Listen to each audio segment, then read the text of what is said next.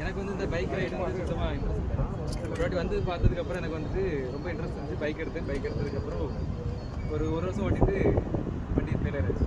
உடனே ஒரு சப்பம் போட்டுருந்தேன்.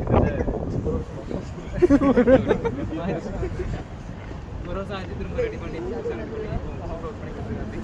கண்டிப்பாக பக்காவாக ஓகே. இதில் இந்த இடத்துல பேசுகிறது யார் அவங்களோட பிராண்டோ அவங்களோட ஸ்தாபனத்தை ப்ரொமோட் பண்ணுறது கிடையாது. மேபி ஒரு லொக்கேஷனில் போனால் ஒரு ஹெல்ப் வேணும்னா அவங்களை நீங்கள் காண்டாக்ட் பண்ணிடுவோம். அதுக்காக பேசுகிறோம். இன்னொரு இடத்துல இருந்தாலும் ஒரு ஏதாச்சும் ஃபால்ட்டு பைக்கில் போயிட்டு இருக்கும், ஏதாச்சும் ஃபால்ட் அந்த இடத்துல சப்போர்ட் இல்லைன்னா ஃபோன் பண்ணி இவனை கேட்டால் கூட ஏதாச்சும் பண்ண முடிஞ்சா அவனால் பண்ணி கொடுப்போம்.